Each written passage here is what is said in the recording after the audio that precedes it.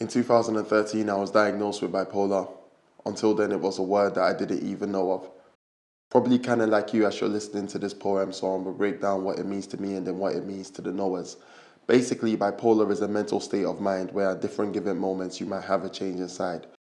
Before I continue, I must endeavour to rid you of the prejudice attached to the word mental. To me, that's the issue.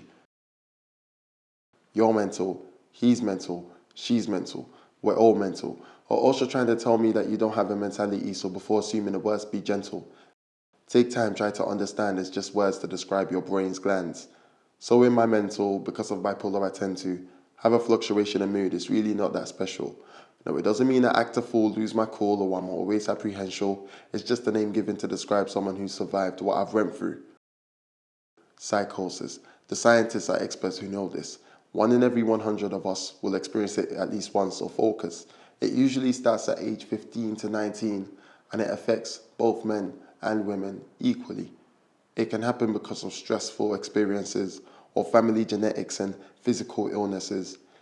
It's a lifelong thing, so even after getting treatment, some people may still experience these very symptoms. There's different categorizations, but here are some of the main themes. Depression, mania, reckless behavior, suicidal thoughts, paranoia, constant want of closure. The list goes on and is different for each and every one. Till today, they still make new discoveries of what it is and what it does. Bipolar.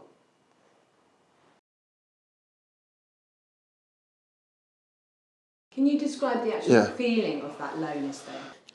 Not really, it's just like, it just feels like, I don't know how to describe it. Like, when you actually visualize or you recalibrate your mentality to believe in that you would be better off the world, that's what it feels like. It feels like your mind and your defense system and all your natural reflexes no longer working to keep you alive, but now working to make sure you die. That's literally what I had managed to do. And that's how I felt. So inside, I was constantly thinking of ways that would be better off for me to basically leave the world because it would truly be better. Like, so the way your reflexes and your defense systems and natural mind's instincts is keep myself alive, that's what's better in life. That had officially switched. If I'd done something by mistake, like walking in my room and I walk into something like your little toe and it hurts, instead of me to be like, ow, and try and avoid it, it's like, ow, and then, oh, that hurt you. Good, you deserve to be hurt, so I'll do that again. And then, like, if I'm doing something like trying to nail something in my wall and then it mistakenly hits my hand, it's like, oh, yeah, that hurt you. Good. Use more nails. Before I knew it, I was doing really mad things like trying to step on nails, knowing it's pricking me, seeing it bleeding and going on and doing all sorts of other stuff like that because I truly believe that the world would be a better place without me. My family would be better off without me.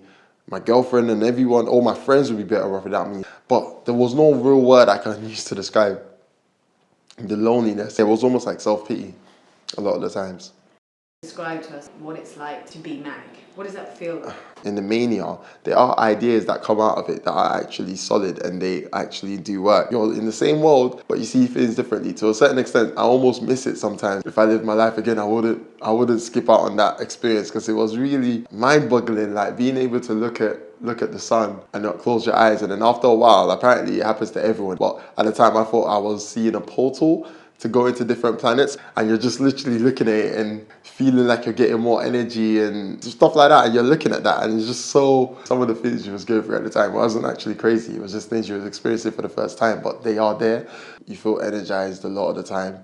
You can do things other people can't. You can read people's minds, a higher power to God, and then that's when the whole superpower thing comes into it. The more I go without sleep, the more I get more powerful. Like, yeah, a lot of stuff like that. It's just a different world. It literally feels like you're in a video game or something.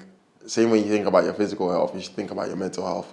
And in regards to all this mental stuff, quite frankly, everyone's got some mental to them. Like, and I feel like one of my main messages is if we were to stop in today's society and actually think about what's the difference between sanity and insanity, we'll realize how a lot of the things that we see as normalities are actually the things that are insane.